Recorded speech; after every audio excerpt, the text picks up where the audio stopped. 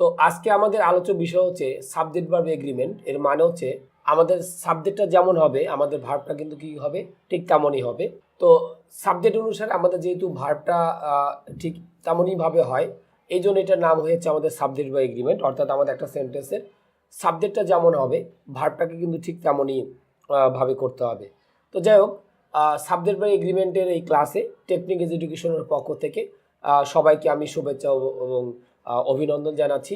আমাদের ইতিমধ্যে অনেকগুলো টপিকস অলরেডি হয়ে গেছে, মানে জব প্লাস অ্যাডমিশন দুটোর জন্যই। তো এই সাবজেক্ট ভার্ব এগ্রিমেন্টটা আমাদের কিন্তু প্রত্যেকটা জিনিসের সাথে সরাসরি সম্পর্কিত। যেমন আমাদের নিচের দিকে যদি আমরা একাডেমিক যদি ধরি, প্রত্যেকটা একাডেমিক পর্যায়ে কিন্তু আমাদের রাইট ফর্ম অফ ভার্বস নামে একটা টপিকস আছে। সেখানে কিন্তু এই টপিকসটা আমাদের কিন্তু অত্যন্ত গুরুত্বপূর্ণ এবং আমাদের খুবই হেল্পফুল আমাদের একটা টপিকস। তো সাবজেক্ট ভার্ব এগ্রিমেন্টের ক্ষেত্রে আমাদের সাধারণত যে বিষয়টা থাকে যে আমরা এই জিনিসগুলো একটু খুব ভালোভাবে করা ট্রাই করব, কারণ আমাদের এই টপিকসটা বেশি ইম্পর্টেন্ট এবং প্রতিটা ক্ষেত্রেই লাগে। যদি এটা একটা সোজা একটা টপিকস, বাট এটা একটু বড় একটা টপিকস, এবং এই টপিকসটা যদি আমরা মোটামুটি আয়ত্ত করতে পারি তাহলে আমাদের একাডেমিক হোক, অ্যাডমিশন হোক, জব হোক, প্রত্যেকটা পর্যায়েই এখান থেকে কিন্তু আমাদের কোয়েশ্চেন মিনিমাম বেশ কিছু কোয়েশ্চেন কিন্তু আমাদের আসে। তো সাবজেক্ট ভার্ব এগ্রিমেন্ট এর মানেটা কি? আমি যেটা বলছিলাম যে আমাদের সাবজেক্টটা যেমন হবে ভার্বটা কিন্তু ঠিক তেমনই হবে। এগ্রিমেন্ট মানে কিন্তু সম্মতি। সম্মতি মানে কি, যে আমি একটা কথা বললাম, সে ওইটাতে কি দাঁড়ানো, সম্মতি জানানো। তো এটাকে কিন্তু আমরা এগ্রিমেন্ট বা আমরা কি বলে থাকি, সম্মতি হওয়া বা রাজি হওয়া যেটা আমরা বলি। তো আমাদের সাবজেক্ট ভার্ব এগ্রিমেন্টে আমাদের সবসময়ের জন্য দুইটা পার্ট থাকে। একটা হচ্ছে যদি আমরা এখানে লিখি হচ্ছে কি সাবজেক্ট, আর এই পাশে আমরা এখানে লিখলাম হচ্ছে কি ভার্ব। তাহলে এখন যদি একটু খেয়াল করি, সাবজেক্ট আর ওই পাশে আমরা এখানে কি লিখছি, ভার্ব।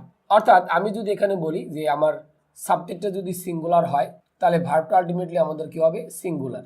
আর সাবজেক্টটা যদি আমাদের কোন ফর্মে দেওয়া থাকে, প্লুরাল ফর্মে থাকে, তাহলে ভার্বটা হচ্ছে আমাদের কোন ফর্মে হবে, প্লুরাল ফর্মে হবে। এই দুইটা জিনিস আমরা যে পর্যায়ে আমরা করি না কেন, আমাদের দুটো জিনিস কিন্তু মাস্ট বি লাগবে।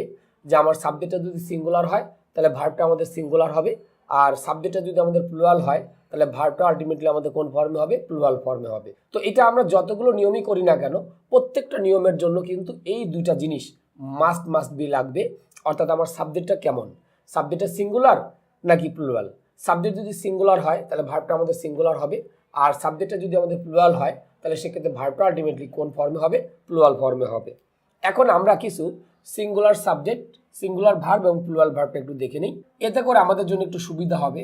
অর্থাৎ আমরা এখন যেটা দেখছি কিছু সিঙ্গুলার ভার্ব এবং কিছু আমাদের হচ্ছে প্লুরাল ভার্ব, এই জিনিসগুলো আমরা একটু দেখে নিব, তাতে করে আমাদের জন্য একটু সুবিধা হবে। আর তাহলে আমরা এখানে আমরা যদি টাইটেল করি সিঙ্গুলার ভার্ব, আর এই পাশে আমরা যদি লিখি প্লুরাল ভার্ব, তাহলে এখন সিঙ্গুলার ভার্ব এবং প্লুরাল ভার্বগুলো আমাদের এই জিনিসগুলো আমাদের একটু দেখতে হবে।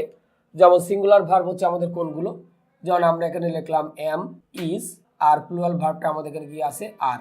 তাহলে এটা হচ্ছে আমরা দেখলাম। এরপর আবার সিঙ্গুলার ভার্ব হইতে পারে ওয়াজ, আর এরপর আমরা কি লিখলাম ওয়ার। এরপরে সিঙ্গুলার ভার্ব যদি আমাদের দেওয়া থাকে আমাদের এখানে হচ্ছে হ্যাজ, আর প্লুরাল ভার্বটা আমাদের কি হইতে পারে, হ্যাভ। এরপরে যদি আমাদের কি দেওয়া থাকে, আমরা আরেকটা জিনিস দেখব যে ভার্বের সাথে যদি এস অথবা ইএস যুক্ত থাকে তাহলে ভার্বটা কিন্তু সিঙ্গুলার। আর ডান পাশে আমরা যেটা লিখবো হচ্ছে অনলি ভার্ব, অর্থাৎ যদি শুধু ভার্ব দেওয়া থাকে তাহলে ভার্বটা কিন্তু আমাদের কিন্তু প্লুরাল ভার্ব। তো আমরা একটু উদাহরণ দিতে পারি।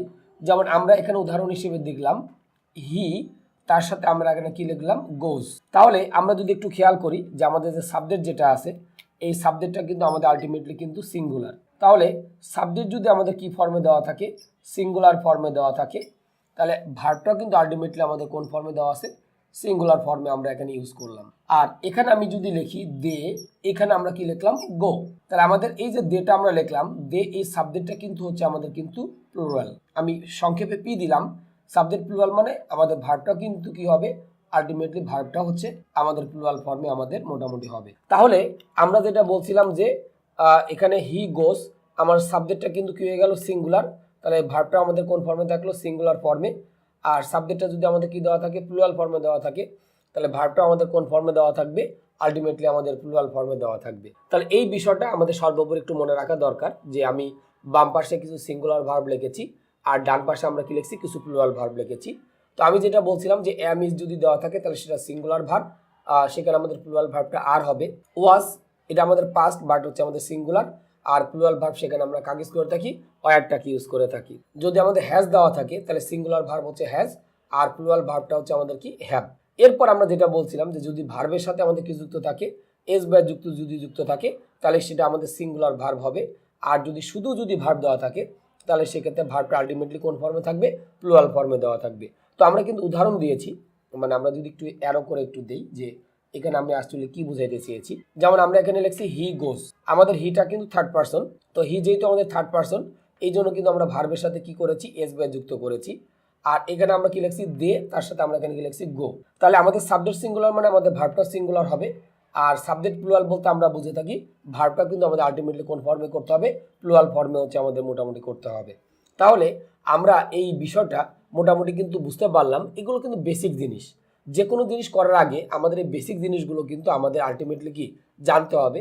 কারণ এগুলো যদি আমরা না জানি তাহলে আমাদের পরবর্তীতে কিন্তু আমাদের যে কোনো অ্যান্সার করতে গিয়ে কিন্তু আমরা বেশ প্রবলেম আমরা ফেস করব।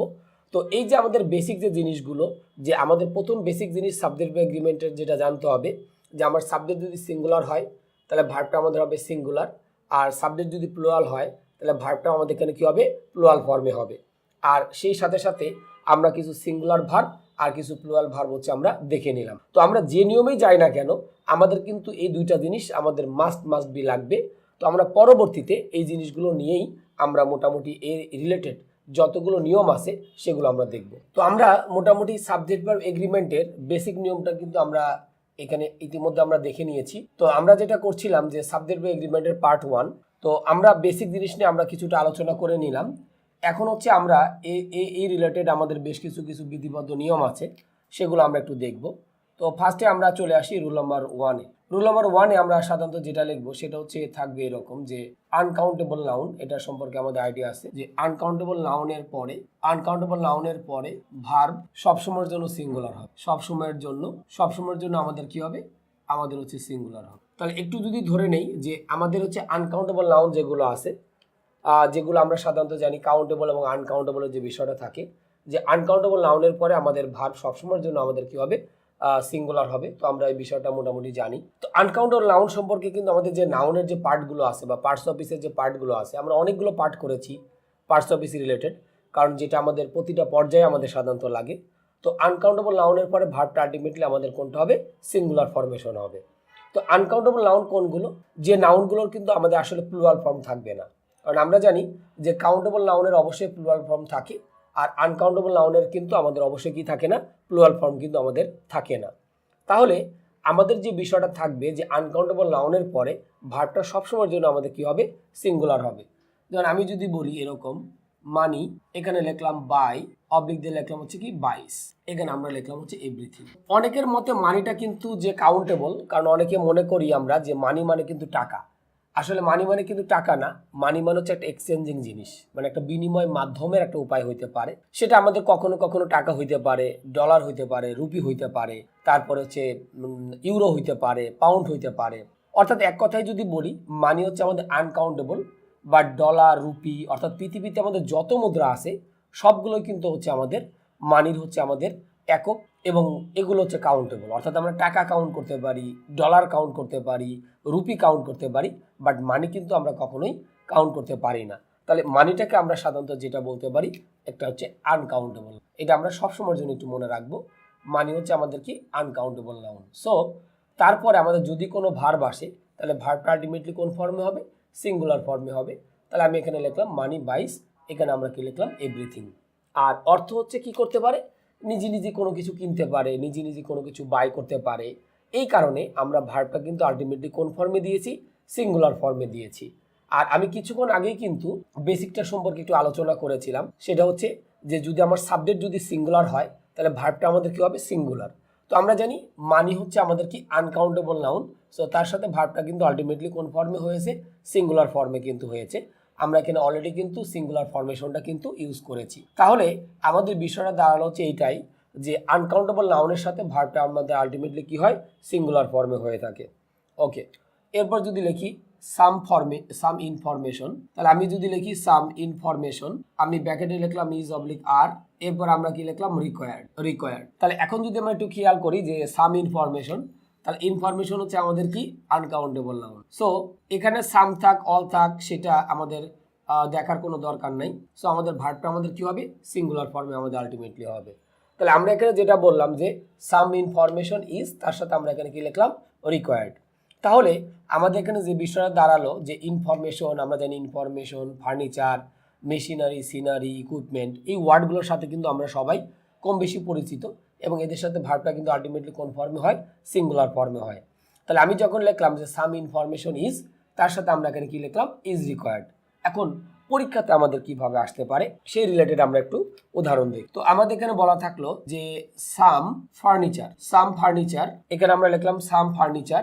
এরপর আমাদের দেওয়া থাকলো কি, এখানে আমরা একটা গ্যাপ দিলাম, এখানে লিখলাম হচ্ছে কি ইউজলেস মানে যেগুলোর আমাদের সাধারণত কি হয় নাই, ব্যবহার কিন্তু হয়নি। তাহলে আমাদের পরীক্ষাতে এটা দেওয়া থাকলো যে সাম ফার্নিচার, গ্যাপ দিয়ে আমরা লিখলাম ইউজলেস। এখন আমি অপশন এতে দিলাম হচ্ছে কি ইজ, বিতে আমরা দিলাম হচ্ছে ওয়াজ, সিতে আমরা দিলাম হচ্ছে এখানে আমরা দিলাম হচ্ছে হ্যাভ, আর অপশন ডিতে আমরা কি দিলাম, এ প্লাস বি।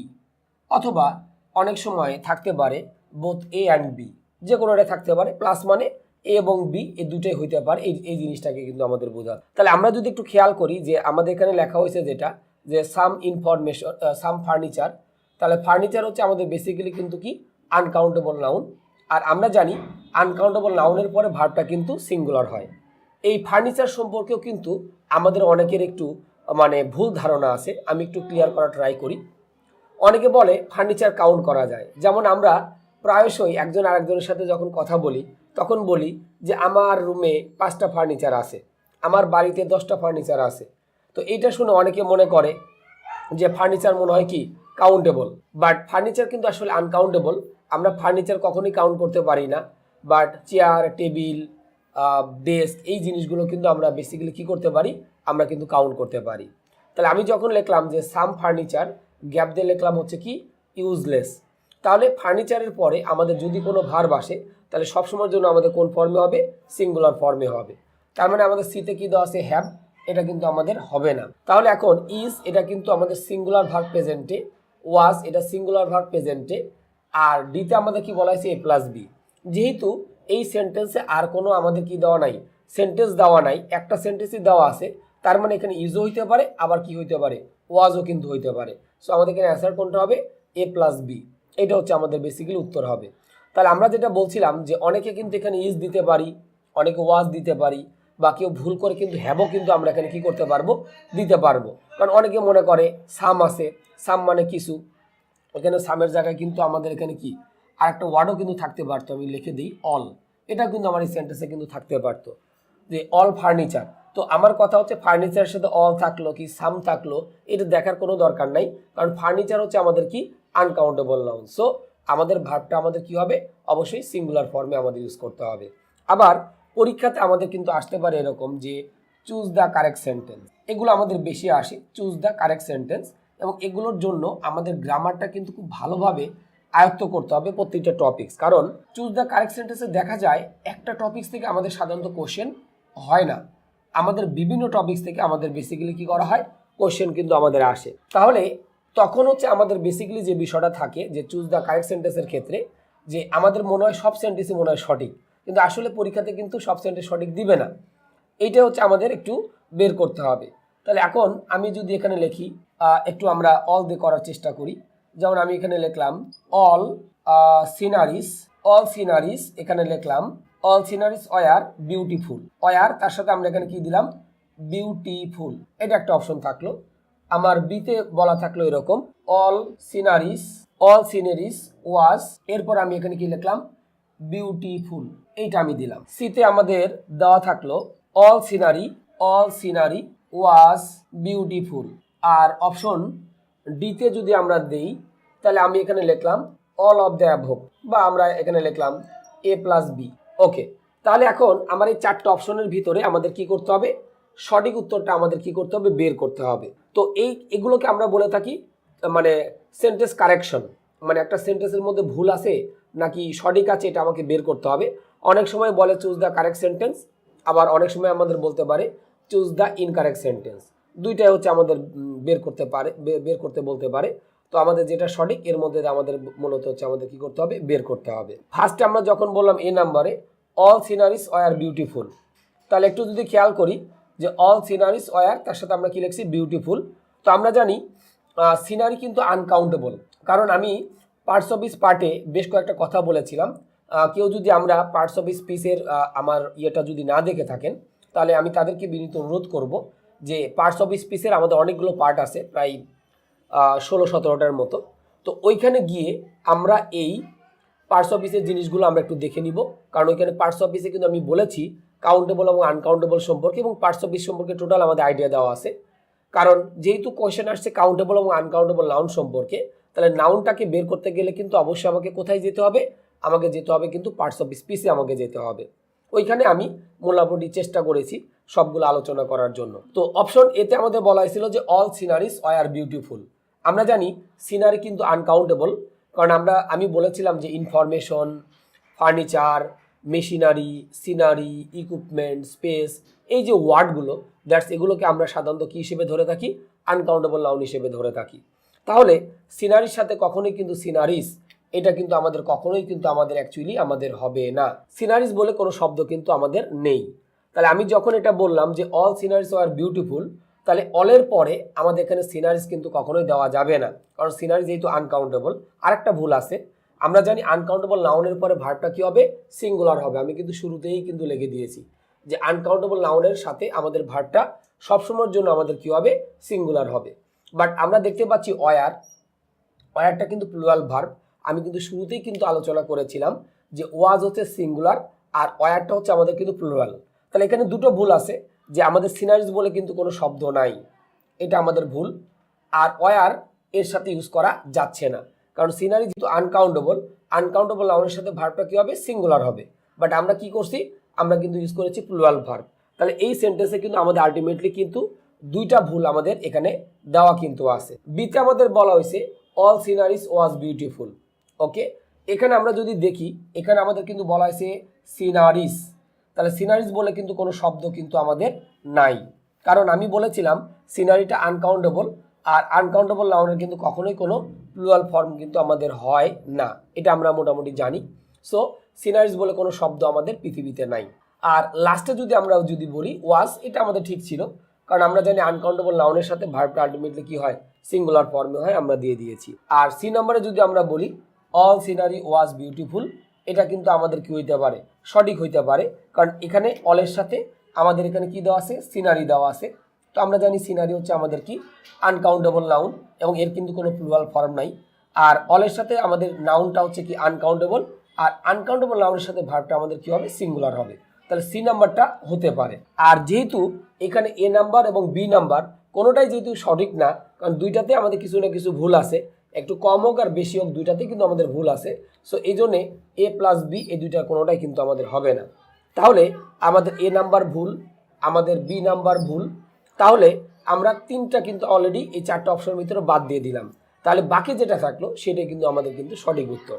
তাহলে আমাদের চুজ দ্য কারেক্ট সেন্টেন্স বা ইনকারেক্ট সেন্টেন্সে সবসময় আমরা এই জিনিসগুলো নর্মালি কী করব, একটু বিবেচনা করে নিব।